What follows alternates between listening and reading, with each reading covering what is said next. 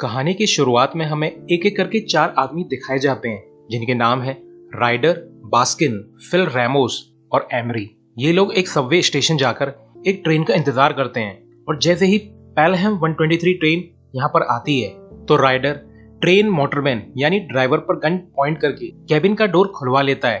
फिर राइडर का साथी फिल रैमोस अंदर आ जाता है। फिल एक फॉर्मर एमटीए मोटरमैन है और फिर राइडर भी ड्राइवर की कैबिन में पहुंच जाता है। वहीं राइडर का तीसरा साथी बास्किन ट्रेन कंडक्टर रेजिना पर गन पॉइंट करके उसको अपने साथ ले जाता है और अब फिल, जो अब ड्राइवर सीट पर बैठ चुका है, वो पेलहम 123 को स्टेशन से लेकर चल देता है और अब ट्रेन राइडर और उसके साथियों के कब्जे में है। वहीं इनका साथी Emery as a common passenger बाकी पैसेंजरों के साथ खड़ा हुआ था। अब जब ट्रेन अगले स्टेशन पर नहीं रुकती है तो अंदर लोगों को टेंशन होने लगती है। वहीं जब बास्किन रेजिना को ले जा रहा था तो एक आदमी को बास्किन पर शक होता है। इसके बाद फिल ट्रेन को टनल में ही एक जगह रोक देता है और ओरिजिनल मोटरमैन को फोर्स करके ट्रेन के वैगन्स को सेपरेट करने की कीज ले लेता है। इसके बाद हमें मिड टाउन में रेल कंट्रोल सेंटर दिखाया जाता है जहां एमटीए डिस्पैचर वॉल्टर गार्बर देखता है कि पेलहम 123 रास्ते में ही रुक चुकी है जबकि सामने ग्रीन सिग्नल मौजूद है। तो वॉल्टर कंट्रोल सेंटर से पेलहम 123 के ड्राइवर को कांटेक्ट करने की कोशिश करता है, मगर अब तो ट्रेन राइडर के कब्जे में थी तो वॉल्टर को कोई भी रिप्लाई नहीं मिलता। तो वॉल्टर को डाउट होता है कि पहले तो ट्रेन रुकी और फिर कोई भी रिप्लाई नहीं आया है। तो वॉल्टर एक दूसरे ऑपरेटर से पेलहम 123 के ड्राइवर के डिटेल निकालने के लिए कहता है और फिर पता चलता है कि ड्राइवर तो जेरी पोलैंड है और वॉल्टर इस आदमी को पर्सनली जानता भी था। वहीं ट्रेन में फिल ड्राइवर से ली हुई कीज लेकर बास्किन के पास पहुंच जाता है और कंडक्टर रेजिना से भी कीज लेकर दोनों कीज को एक साथ लगाकर ट्रेन के फर्स्ट डिब्बे को बाकी डिब्बों से अलग कर देता है और इसके बाद फिल ट्रेन के बाकी डिब्बों को वापस ले जाना स्टार्ट कर देता है और इसका अलर्ट वॉल्टर की स्क्रीन पर भी शो हो रहा था और अब पैसेंजर भी काफी वरिड है कि ट्रेन बैकवर्ड क्यों जा रही है। तो एक अंडरकवर पुलिस ऑफिसर गुंडों की तरफ आने लगता है मगर बास्किन उस पुलिस वाले को मार देता है और इसी वक्त एमरी भी अपनी गन निकालकर हवा में फायर करके सभी पैसेंजर्स को जमीन पर बिठा देता है। राइडर को जब गोलियां की आवाज सुनाई देती है तो वो रेडियो पर फिल से रिपोर्ट मांगता है और सिचुएशन जानकर बहुत गुस्सा होता है और फिर राइडर रेजिना से कहता है कि तुम पैसेंजर्स को ट्रेन से उतार कर वापस पिछले वाले प्लेटफॉर्म जाओ और मजबूरी में रेजिना ऐसा ही करने लगती है। वहीं कंट्रोल सेंटर में वॉल्टर तक टनल में हुई फायरिंग की रिपोर्ट पहुंच चुकी थी तो सबवे के बाहर पुलिस वाले आकर सबवे में जाने लगते हैं। वहीं रेजिना भी पटरियों से होती हुई बाकी पैसेंजर्स को लेकर प्लेटफॉर्म तक पहुंच चुकी थी। क्योंकि बास्किन ने पुलिस वाले को मार दिया था तो फिल ने वापस जाती हुई ट्रेन को रोक दिया। तो फिल और बास्किन ट्रेन से उतरकर पहले वाले डिब्बे की तरफ जाने लगते हैं। राइडर फिर फिल से ट्रैक की बिजली कटवा देता है और इसका अलर्ट भी वाटर की स्क्रीन पर शो होने लगता है। इसके बाद राइडर कंट्रोल सेंटर पर कांटेक्ट करता है तो राइडर की आवाज सुनकर वाटर समझ जाता है कि ये आवाज ओरिजिनल ड्राइवर की नहीं है। तो राइडर कहता है कि मेरे पास होस्टेजेस हैं और पर होस्टेज की मुझे $5,26,315 चाहिए और 19 लोगों के हिसाब से 10 मिलियन हुए।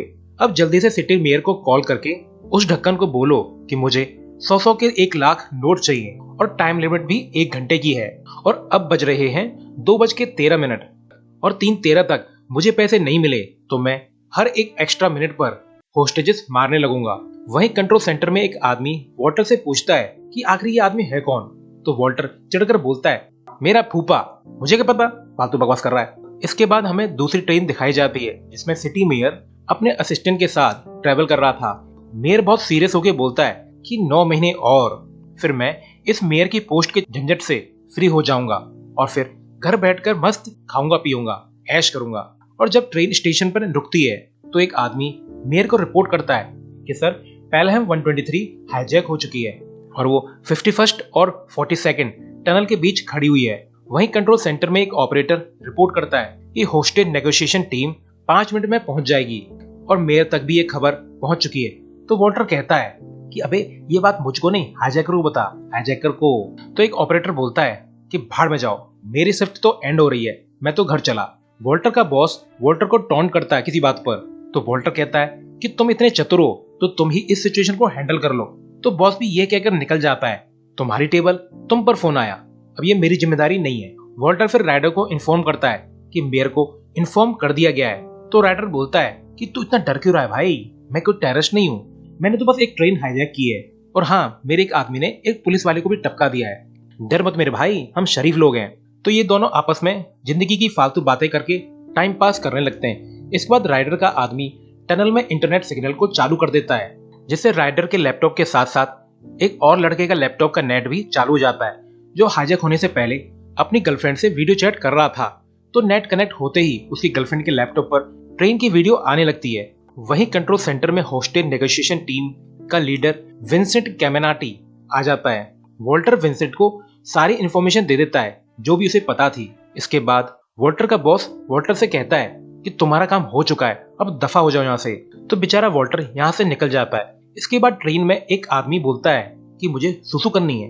तो राइडर उसे दरवाजा खोल के टंकी खाली करने के लिए कहता है, मगर काफी देर ट्राई करने के बावजूद उस आदमी को नहीं आती।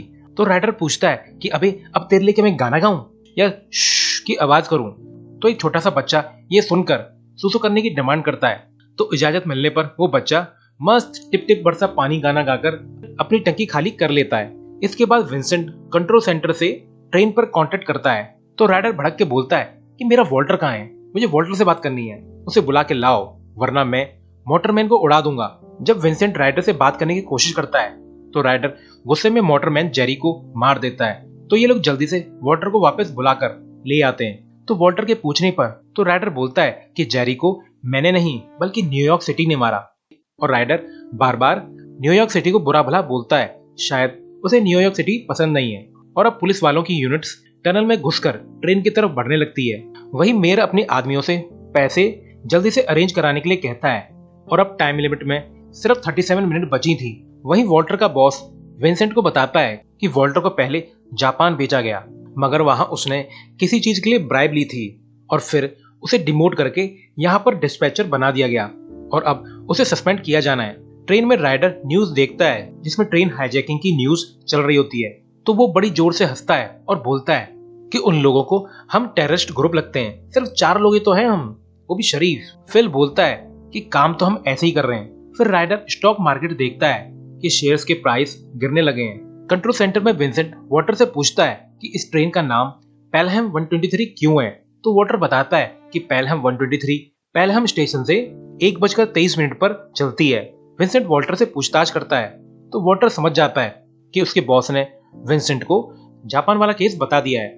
वहीं ट्रेन में राइडर को फिल से वॉल्टर का पूरा नाम पता चल जाता है। तो वो इंटरनेट पे वॉल्टर के बारे में सर्च करता है तो उसे पता लग जाता है कि वॉल्टर पर ब्राइबरी के चार्जेस लगे हुए हैं। राइडर बड़ा खुश होता है कि ये तो अपना ही भाई है। इसके बाद राइडर वॉल्टर से बात करके बोलता है, तुम तो मेरी ही बिरादरी के निकले भाई, तुम मेरे दोस्त हो, तुम अपना ब्राइबरी वाला किस्सा शुरू से एंड तक सुनाओ। राइडर के फोर्स करने पर वॉल्टर बताता है कि मैं असिस्टेंट चीफ ट्रांसपोर्टेशन ऑफिसर था और मेरा काम था ट्रेन मैन्युफैक्चर से ट्रेन बनवाना, उन्हें कॉन्ट्रैक्ट देना।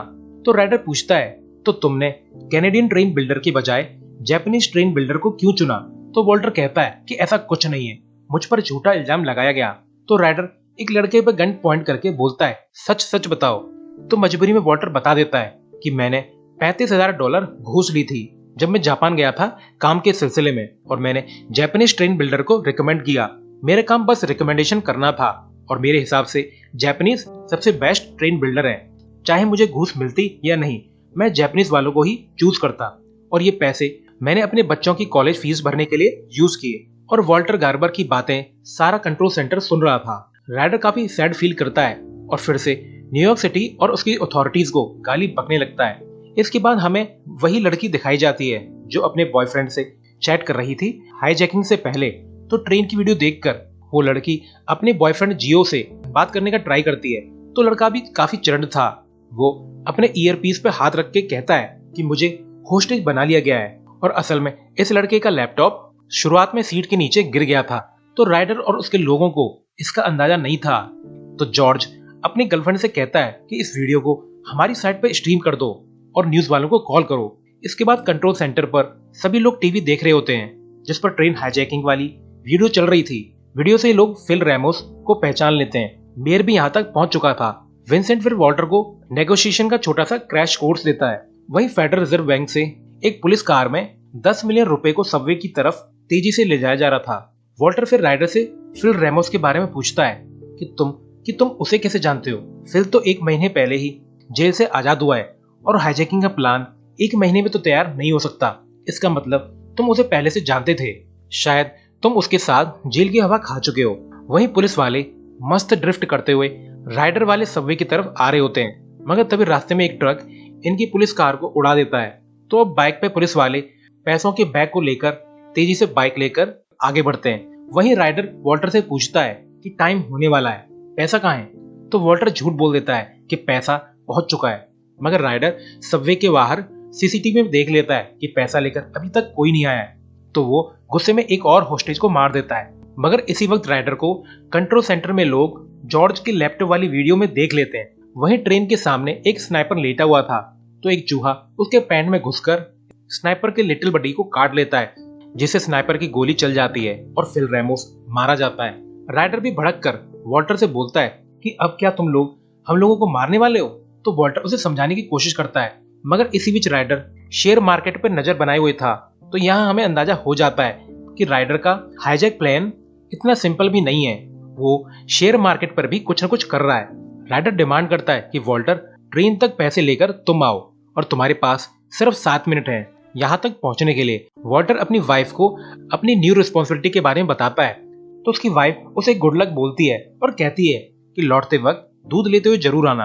और इनडायरेक्ट वे में वॉल्टर की वाइफ उसे जिंदा लौट के आने के लिए कह रही थी। इसके बाद राइडर टनल 42 तक पहुंच जाता है। तो विंसेंट राइडर से बोलता है कि वॉल्टर तुम्हारी तरफ आ रहा है और तुम्हें 2 मिनट में पैसे मिल जाएंगे।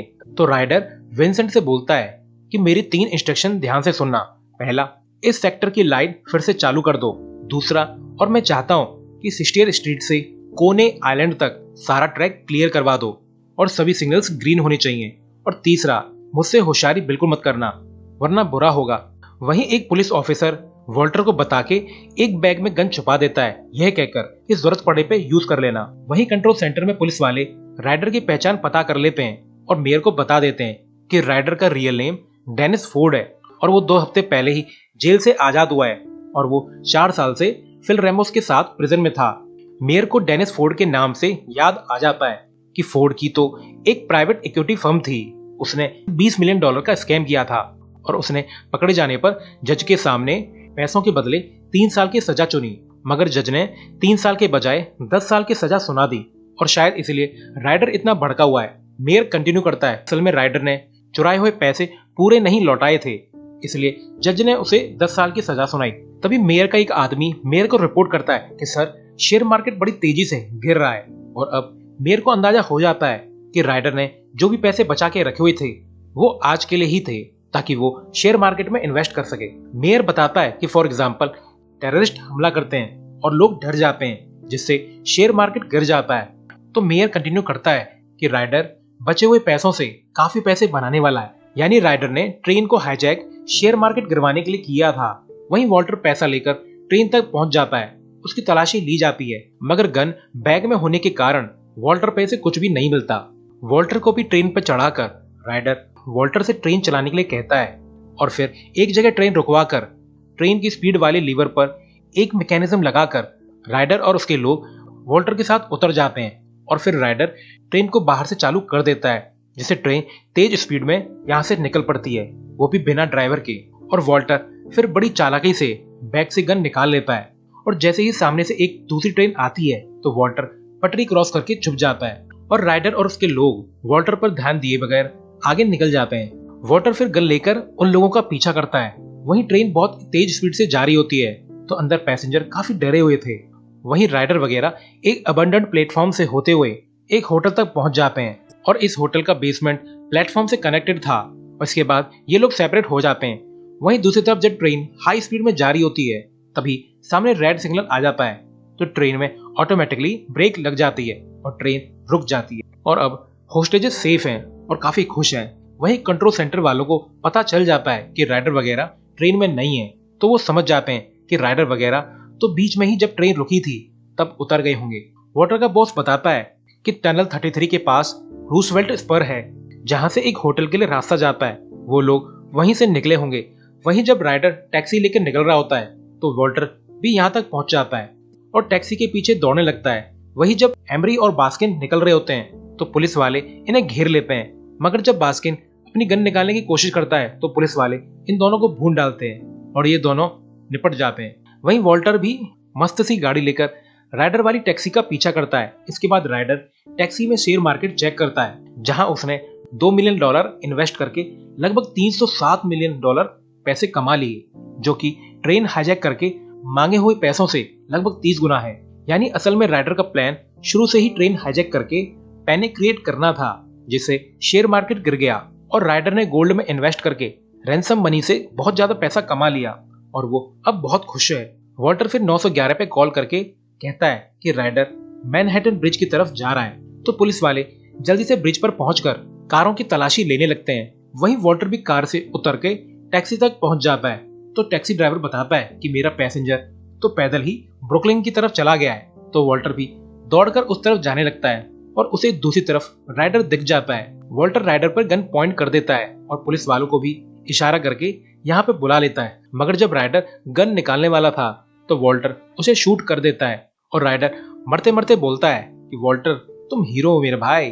अब राइडर और उसके ग्रुप का निपटारा हो चुका था। इसके बाद मेयर वॉल्टर को थैंक यू बोलता है और वॉल्टर को अपनी कार में उसके घर तक ड्रॉप करने का ऑफर देता है, मगर वॉल्टर ऑफर रिजेक्ट कर देता है और एक सबवे ट्रेन से अपने घर के लिए निकल पड़ता है। और हाँ, एक बात और, वो घर जाते वक्त दूध ले जाना नहीं भूलता, उसकी मैडम की डिमांड जो थी। और इसी सीन के साथ ये मूवी एंड हो जाती है। Thanks for watching.